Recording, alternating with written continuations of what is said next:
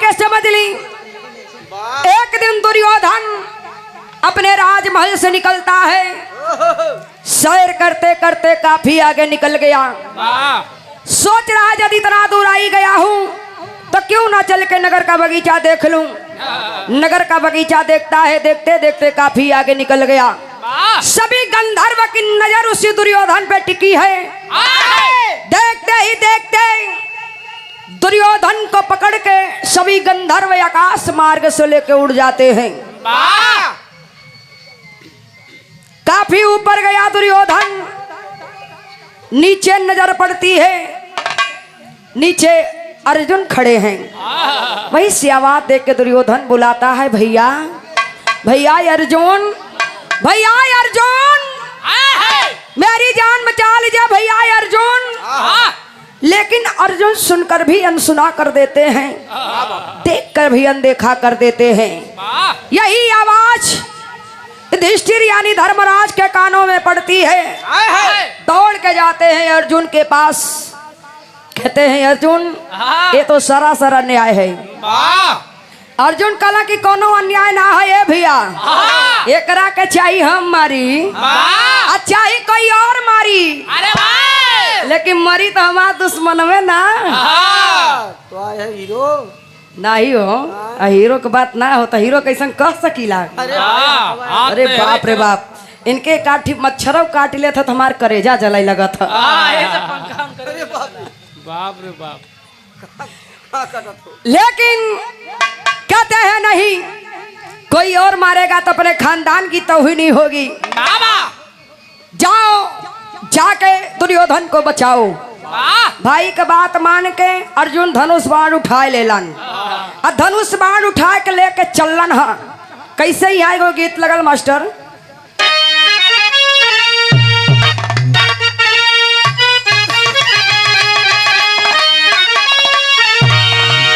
अपने जमाने में रामदेव शादी गीत के गावत रहलन और गाय की दुनिया से चल गईलन। तू कब चलबू? हमारे संगे तू चलबे है का? हाँ तार दोनों बजाई के वहाँ चल के क्या हो? अरे है झलिया हो तो इसे क्लियर कर दिहल करा, लोग गलत समझ ली है ना। कैसे गावे मास्टर?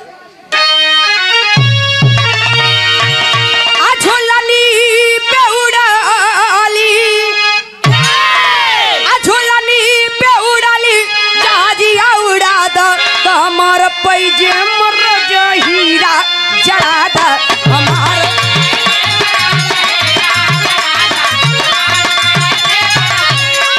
क्या बात है, पूरा गैंग के साथ हवा, पूरी टीम आपको लगावा।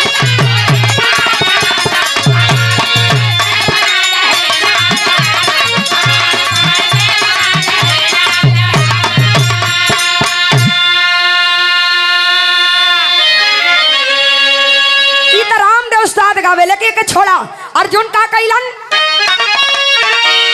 सुन के बचनिया,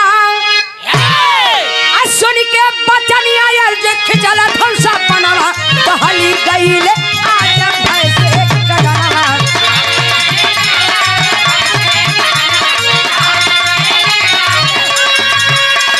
जिया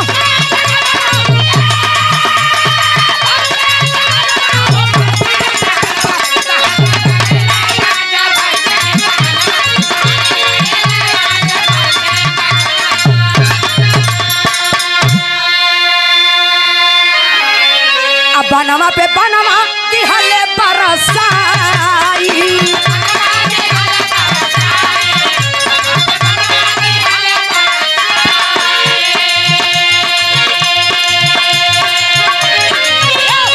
छोड़ के गंधर्व सब गईले पाई।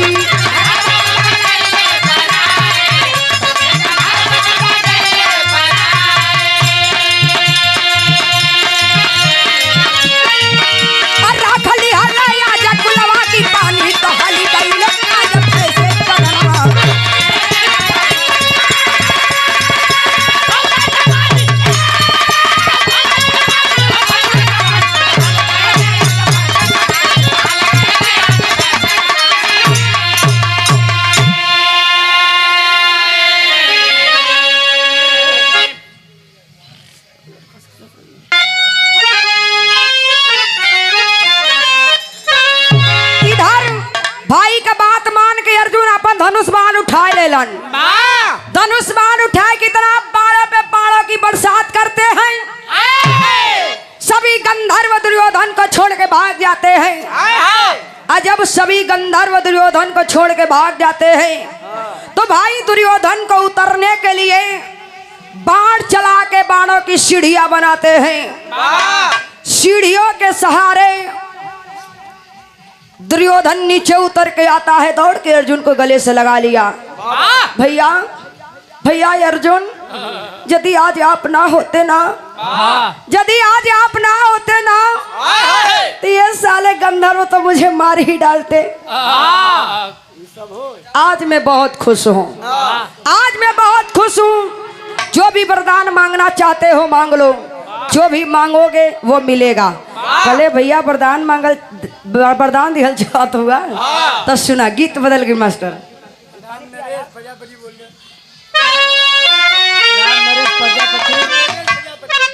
अच्छा, राम नरेश प्रजापति जी, आप भी मंच पे आ जाइए, मंच के माध्यम से सम्मान है।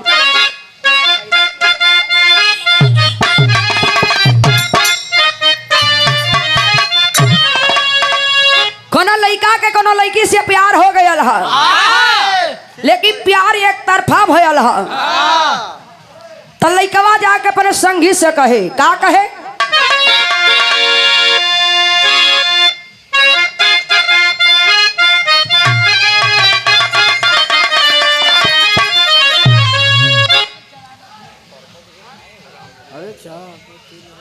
बहुत ही सम्मानित आप राम नरेश प्रजापति, 100 रुपए का पुरस्कार, बहुत बहुत प्रणाम। कहे कि छापति लक सब छीन रे मोस नैना मिला के।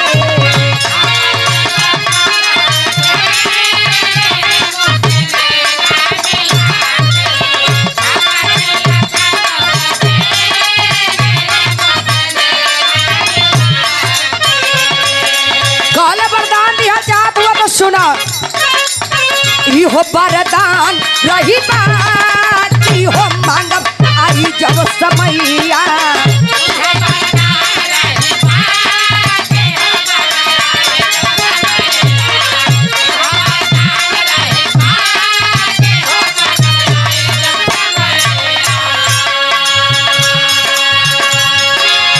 पाँचों बिराना वाजू वा में हारी गई।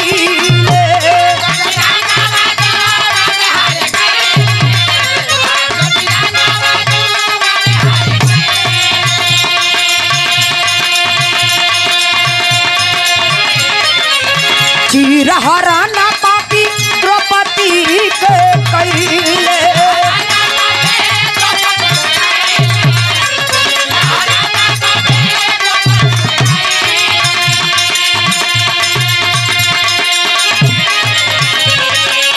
मिट्टी नहीं विधाना की हो मांगत आई जब समैया।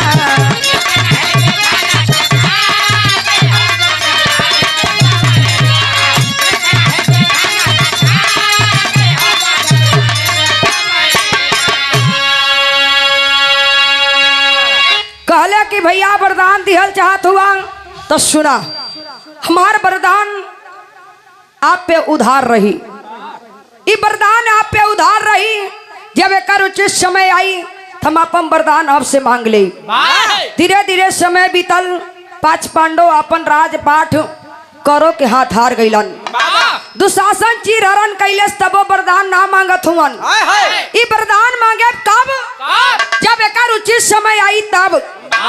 धीरे धीरे समय बीतल, महाभारत में लड़ाई छिड़ गयल। और जब महाभारत में लड़ाई छिड़ गयल तो गीत बदल गई मास्टर। एक लाइन हमारे इलाहाबाद वाली,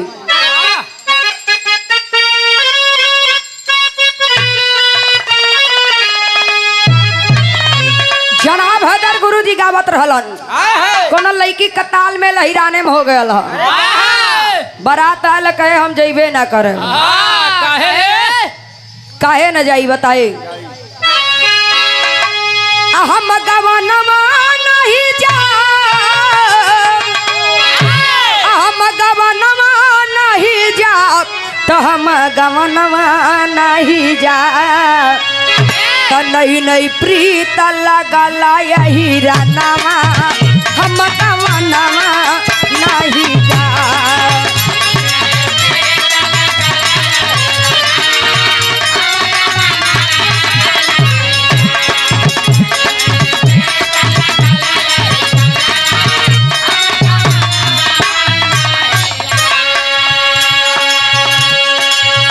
अहिरा खियावे पेड़ा मिठाई ततई का खियावे बेईमानवा। अहिरा तो जब मिलेला लए हमार करे जा ला रसमलाई खाएला ला रसगुल्ला खाएला। तू तो गुड़ाई जलेबी के महंग बाड़ा यही से कहे कि अहिरा खियावे पेड़ा मिठाई ततई का खियावे बेईमानवा। के तन कहबे रहबा यही रनवा के तन कहबे रहबा यही रनवा हम कवनवा नहीं जा।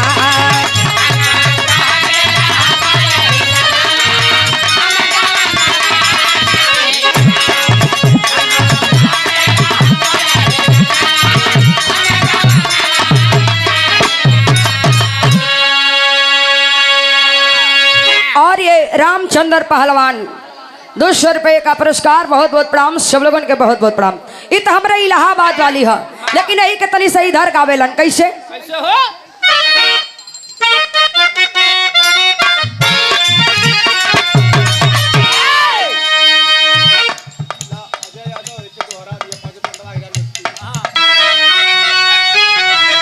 कहे कि अहिरा खियावे पेड़ा मिठाई ततई का खियावे बेईमानवा। त अहिरा खियावे पेड़ा मिठाई ततई का खियावे बेईमानवा। के तनु कहबे रहबा यही रनवा के तनु कहबे रहबा यही रनवा हम कवनवा नहीं जा।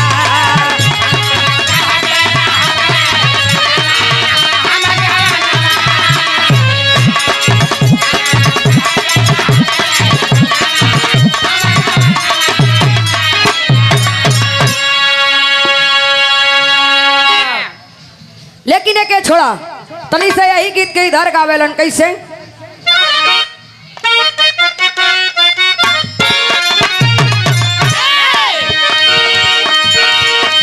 हम गवनवा नहीं जा हम गवनवा नहीं जा। नहीं नहीं प्रीत लगल यही रनवा हम गवनवा नहीं जा।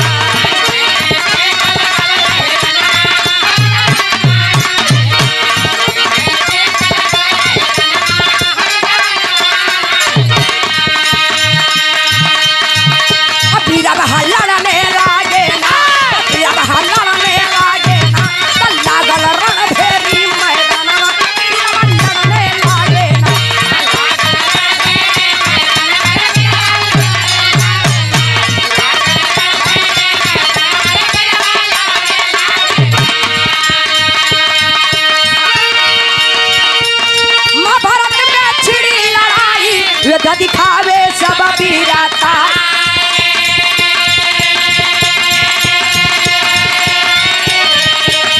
ये तुझे पे बाण चलाई रण में हलचल दिए मचा।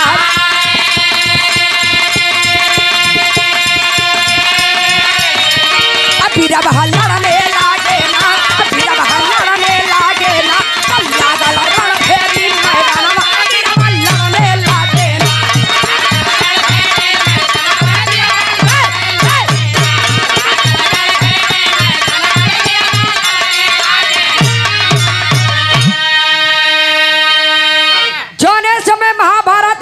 छिड़ गयल 20 वीर योद्धा अपन अपन बिरताई कायम करो थवन।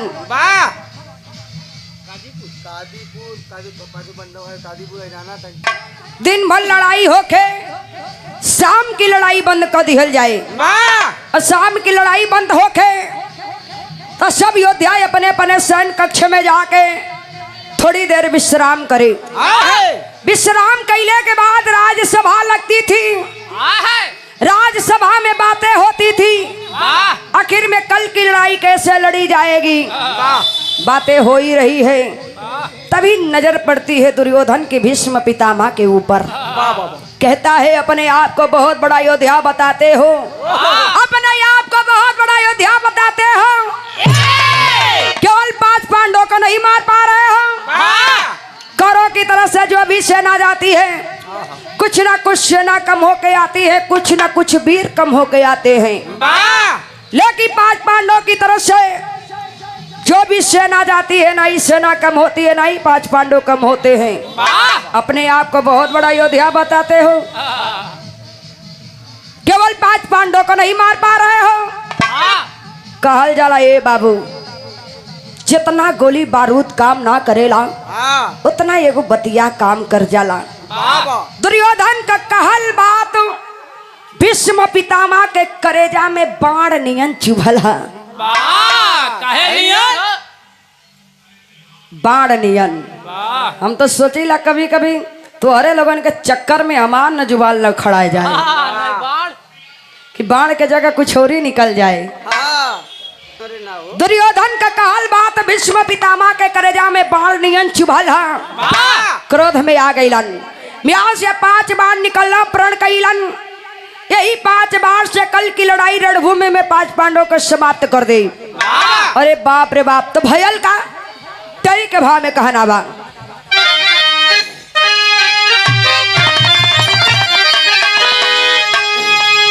आप बुढ़ैया अपने पानी पे चढ़ल, आप बुढ़ैया अपने पानी पे चढ़ल, लोहा लागल जंग में जागल बा बिरतैया बिरतैया बिरतैया।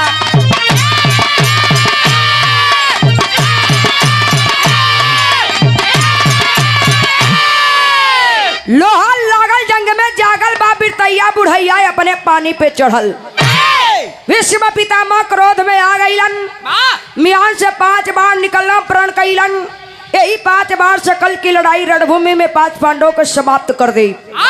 अरे बाप रे बाप, धीरे धीरे जब बतिया के पता चलल मुरली मनोहर श्री कृष्ण भगवान के, जाके अर्जुन से बतावे लगल। अर्जुन दर्द मारा थर थर थर थर कापत हुआ, थर थर थर का कापत हुआ, कगले पगला गल हुआ। ए अर्जुन पगला गल हुआ, जा आज उचित समय आ गयल, जा जाके दुर्योधन से अपन वरदान के मांगला। गईलन दुर्योधन के पास, कले भैया याद है नू? कले की याद है, मांगो, क्या मांगना चाहते हो? कले की ज्यादा कुछ नहीं, केवल 1 दिन के लिए अपना राजवी वस्त्र मुझे दे दीजिए, 1 दिन के लिए मुझे राजा बना दीजिए। दे देते हैं राजवी वस्त्र पहन के अर्जुन दुर्योधन के भेष में जाते हैं भीष्म पितामह के पास। कले ए दादा, का आई बुढ़ौती में तू परेशान हुआ, ऐसा कर 5 बार तू हमें दे दा, ऐसा कर तू 5 बार तू हमें दे दा, कल की लड़ाई रणभूमि में 5 पांडवों के हम समाप्त कर दे। अरे बाप रे बाप, अर्जुन के दुर्योधन समझ के 5 बार भीष्म पितामह दे देहलन। दूसरे दिन लड़ाई रणभूमि में जब पता चलल है तब भयल का मिर्जापुर चौलर के भाव में कहना बा।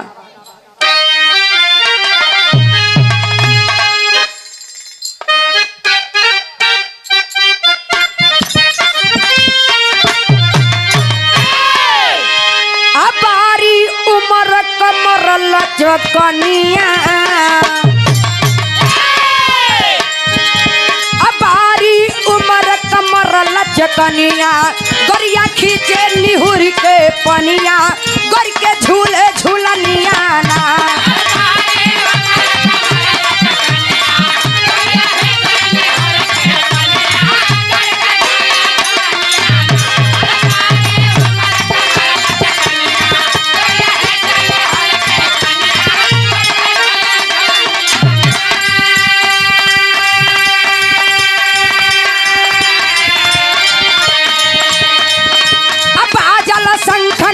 अब भिड़ी गईले लड़वा आइया हो मुदैया, धोखा कैले कन्हैया।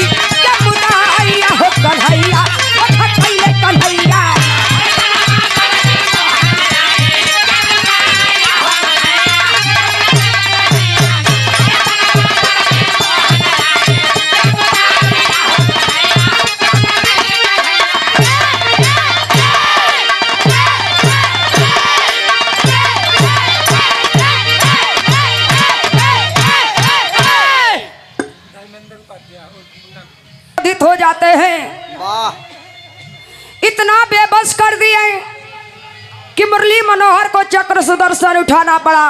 वाह अजय ही चक्र सुदर्शन उठाते हैं, इशारा कैले शिखंडी हिजड़ा सामने आयल, भीष्म पितामह धनुष बाण नीचे रख देलन, क्योंकि प्रण किया था मुरली मनोहर चाहे जो हो जाए, वाह महाभारत की लड़ाई में अस्त्र शस्त्र नहीं उठाऊंगा। जय इस चक्र सुदर्शन उठाते हैं, इशारा करना शिखंडी हिजड़ा सामने आयल, भीष्म पितामह धनुष बाण नीचे रख देलन। काहे से भीष्म पितामह प्रण कैले रहलन चाहे जवन हो जाई, महाभारत की लड़ाई में अगर कोनो औरत या कोनो हिजड़ा आ जाई तो अपन अस्त्र शस्त्र ना उठाई। जय अस्त्र शस्त्र नीचे रखते हैं, इशारा कलन अर्जुन बाण चला के इतना बाण चलाते हैं, भीष्म पितामह की पूरी शरीर छल्ली हो जाती है। सरसैया पे लेटे हैं भीष्म पितामह, फिर भी महाभारत की लड़ाई देखते हैं। वाह बड़े ही सम्मानित आप बुद्धू सरदार पचकोसी से 200 रुपए का पुरस्कार, बहुत बहुत प्रणाम।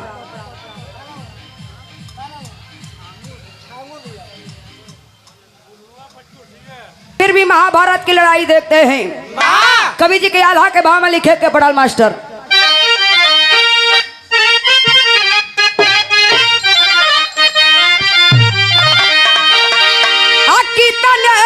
बहादुर वीर होई है अधर्मी, तो ओ करने वरिया एक दिन डूबी मजाधा।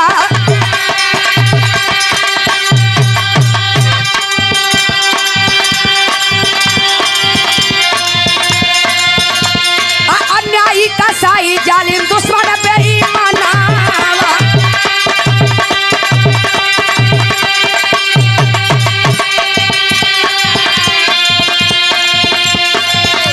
अकामी बेईमाना के हो जाला संघा।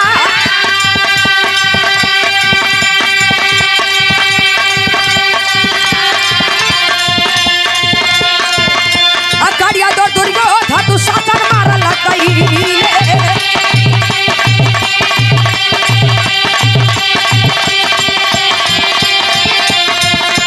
कटवा किससे जारिया पे सुतर भी समझवा।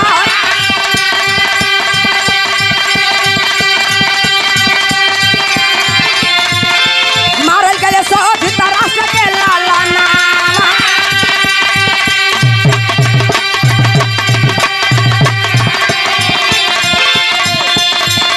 पुलवा में बचला ही कोई रवाना हार।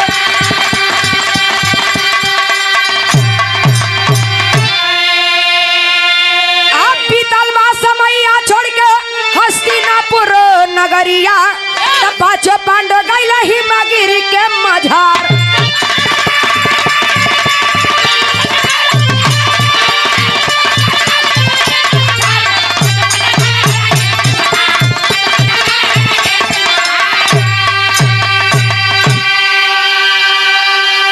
कड़ी दौर दुर्योधन दुशासन, इच्छा मौत का वरदान भीष्म पितामह को।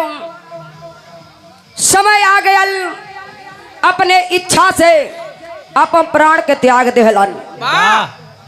आखिरी में हस्तिनापुर छोड़ के पांचों भाई हिमगिर चले जाते हैं। तब आखिरी प्रमाण में कवि जी के लिखे के पढ़ल, बड़े ही सम्मानित आप श्याम नारायण यादव बाबू जी की तरफ से 151 रुपए का पुरस्कार, बहुत बहुत प्रणाम। सब लोगों के बहुत बहुत प्रणाम। आबा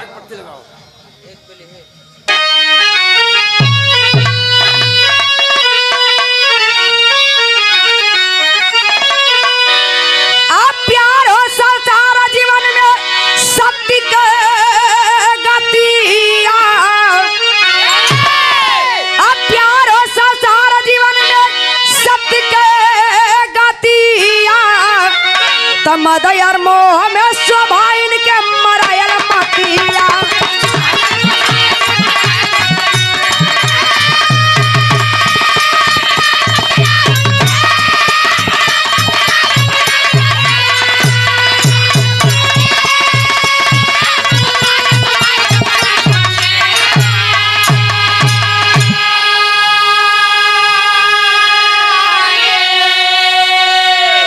परिचित के राज देके धर्मराज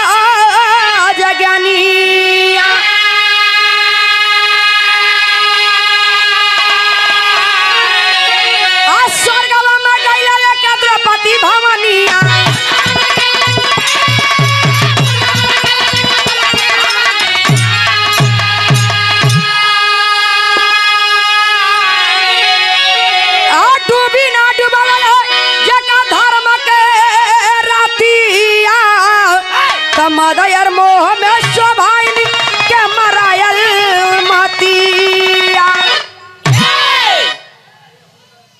अधर्म के रास्ता पे पूरा कौरव गया, वाह धर्म के रास्ता पे 5 पांडव गए। यही अंतर होता है धर्म और अधर्म में। अधर्म का रास्ता अपनाएंगे, हर पल उस पे झूठ बोलना पड़ेगा, वाह लेकिन कभी कामयाबी नहीं मिलेगी। वाह धर्म के रास्ता पे कठिनाइयां जरूर मिलेंगी, लेकिन अगर कामयाबी मिलेगी तो उसी धर्म के रास्ते पे मिलेगी। धृतराष्ट्र के 100 औलाद, लेकिन आज कुल में दिया जलावे वाला भी कोई ना बचल। आखिरी में हस्तिनापुर छोड़ के 5 भाई हिमगिर चले जाते हैं। परीक्षित के पूरा राजपाठ दे के धर्मराज रानी द्रौपदी के लेके स्वर्ग में चल गई लन। आखिरी प्रमाण में गुरु घराने का परछेवा कहना बा।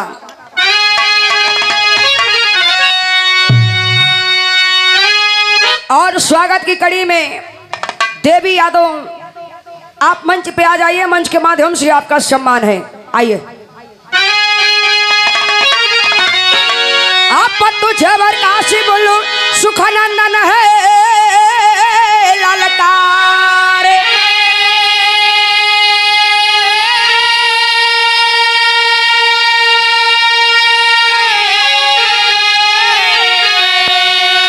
काशी बोलो रंजित मनोहर कलाश सबको मारे।